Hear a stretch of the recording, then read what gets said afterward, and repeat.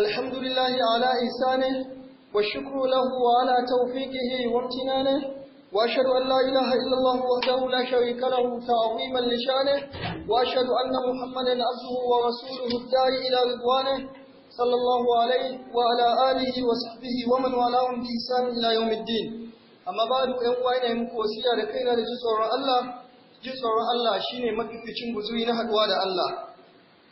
Hudubar mu ta yau za ta yi magana game da muhimmancin lafiya da kuma ni'imar lafiya da muhimmancin gode ma Allah da wajibcin gode ma Allah akan wannan ni'ima da kuma kokarin kiyaye ta. Allah tabaraka wa ta'ala cikin hikima ta ya halicci abubuwa akan kishiya. Wa min kulli shay'in khalaqna zawjayn. Allah ya ce a komai mun halicci kishiya, mun halicci mata da miji, mun halicci biyu. Allah ya halicci lafiya, shi ya halicci rashin lafiya, shi ya halicci rayuwa, shi ya halicci mutuwa, shi ya halicci sama da ƙasa. Duk in kai ta tafiya zaka ga Allah ya halicci abubuwa guda biyu domin mu lura mu fahimta. A halittar rashin lafiya da Allah ya yi akwai hikimomi saboda shi Allah shi ake ce ma al-alimu al-hakimu wata mai tsananin ilmi mai tsananin hikima. Duk abin da Allah ya yi akwai hikima ciki, duk abin da Allah ya yi akwai ilmi ciki. Amma saboda mu dukan mu Allah ya ce ma utitu min al-ilmi illa qalila, gaba ɗaya mu ba mu komai na ilmi ba sai dan kaɗan, sai kasance mun kasa fahimta hikimar da a ciki. Mu kasa fahimta hikimar da a ciki ba shi yake nuna babu hikima ba, yana nuna kasawan mu ce. Allah ya yi halicci jarabawa ta rashin lafiya saboda abubuwa da yawa ciki domin mai lafiya ya gode ma lafiyar da yake da shi. Inda babu rashin lafiya mai lafiya ba zai san yana cikin ni'ima ba. Don shi Laraba yake cewa ni'ima tajun fi ru'usil lafiya tajun fi ru'usil asha la yaraha illa al-marda. Lafiya wani kalli ne na sarauta da abisa kan masu lafiya, amma babu mai ganin wannan kan bai sai marar lafiya. Shi marar lafiya kullum yana ganin ka kamar kana cikin wata babban ni'ima, kana cikin sarauta da kai mai lafiya ba za ka gane ba. Kuma dokar da ka kamu da rashin lafiya kai ma za ka gane cewa ashe lafiya babban abu ce. Cikin sabubba da Allah yake jaraba mu da rashin lafiya akwai domin ta karkare mu da zunubai. Rashin lafiya tana karkare maka zunubai. Annabi sallallahu alaihi wasallam ya ce ma yusibul muslimu, babu abin da ke samun musulmi na rashin lafiya ko bakin ciki ko damuwa, hatta da kaya da yake takawa face Allah ya karkare mai zunubai ne da ita. Don haka ba karamar falala bace idan mu ce rashin lafiya aka karkare mai zunubai. Cikin fa'idodin rashin lafiya akwai tana daga darajar mutum. Idan mutum bai da lafiya bai yin sabon Allah, kuma idan babu zunuban da za a karkare mai sai wannan ya ƙara mai daraja inda Allah, ya ƙara samun ɗaukaka inda Allah. Don shi Allah yake ba mutane uzura a rashin lafiya. Idan ana azumi sai a ce mai rashin lafiya fa man kana minkum maridan aw ala safarin fa iddatun min ayyamin ukhra wa man kana minkum maridan aw ala safarin fa iddatun min ayyamin ukhra. Duk wanda bai da lafiya ko yana tafiya an yafe mai yayi daga baya. Haka nan an zo sallah annabi sai ya ce wanda ke da sallah tsaye yayi, wanda bai da lafiya bai da sallah tsaye yayi da zaune, wanda bai iya wayi da kwance. Wata musulunci ya kula da rashin lafiyar da mutane suke da su kuma ya yi ƙoƙarin samun musu magani. Musulunci ya bi babban hanya ta ya za a yi mutane kada su kamu da rashin lafiya. Tun da farko ana kamuwa da mafi yawan rashin lafiya ne ta daga abinci. Don shi likitanci na zamani yake da abin da ke cewa alwuqayatu shine karewa yafi ilaj. Alwuqayatu khayrun min al-ilaj. Prevention is better than care. Gara a baka kai kare kanka da ka je asibiti. Don haka dole lafiyar mutane suna cikin abinci. Sai Allah ya ce wa kulu washrabu wa la tusrifu. Ku ci ku sha amma kada ku yi banna. Mafi yawan rashin lafiya tana kamuwa ne daga banna. Ko ne an sa wani abu cikin abincin da bai kamata a sa ba, ko an ci abincin fiye da ya kamata a ci. Don shi Annabi sallallahu alaihi wasallam ya ce ya ishi dan adam bai taba cika wani ƙoƙo ba, ko bai cika wani baho ba, ko wata ƙwarya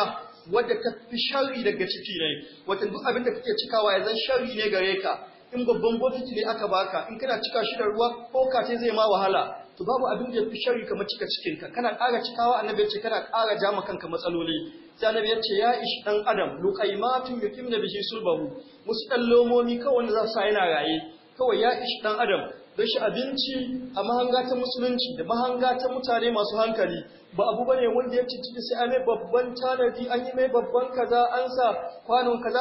kaza daban a'a. Abinci shi musulmi ana son ya zan ya ci ya tsayu da rayuwa tai.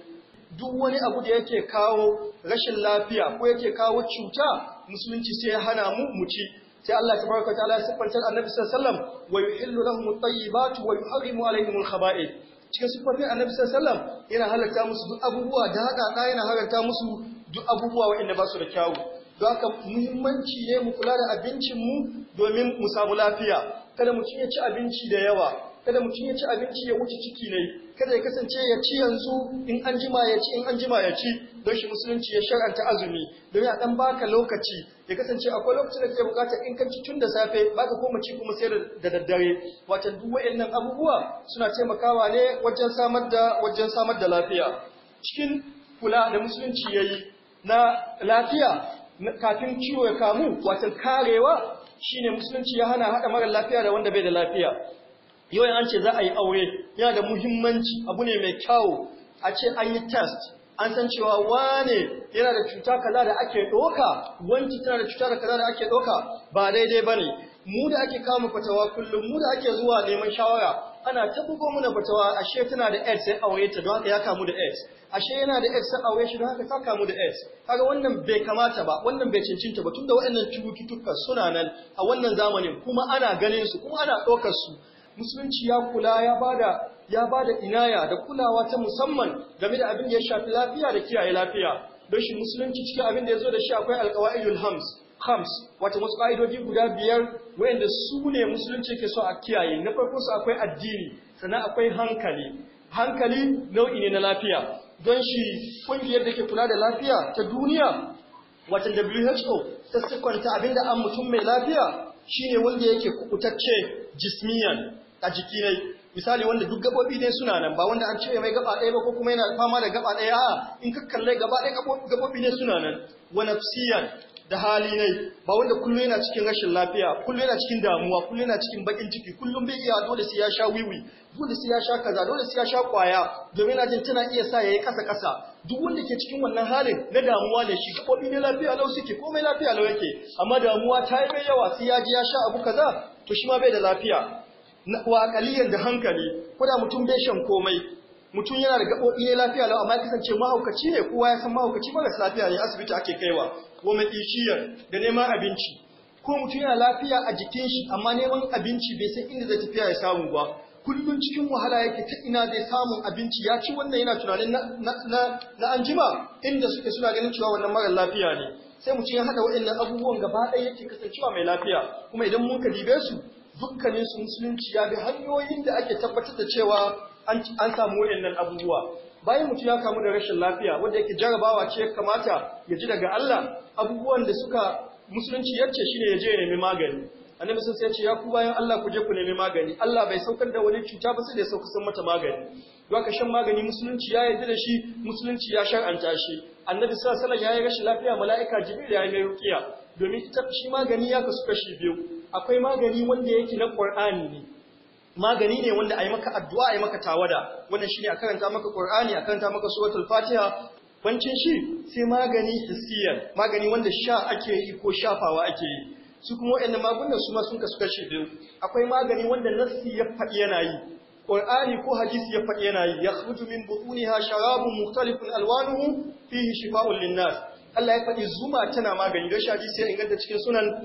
Annabi sallallahu alaihi wasallam wani yazo ya ce mai ciki na ke ciwo cikin dan uwana ke ciwo Annabi ya ce a bashi zuma aka bashi zuma ya sha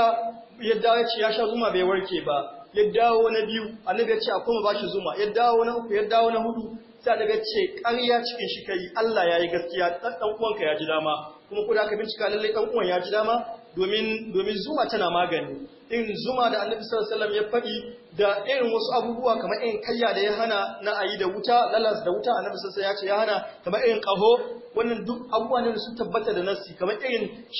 shan ruwan zamzam da Annabi sallallahu alaihi wasallam ya faɗi cewa magani ne ga dukkan rashin lafiya sannan akwai sauran magunguna wanda yake na jarabawa aka yi da gobe aka gane suna yi a wanda ya yi shekara 25 shekara 30 shekara 20 da suka wuce ya san da ana shan wani pengo carpinol yanzu kuma an ga cewa akwai wani paracetamol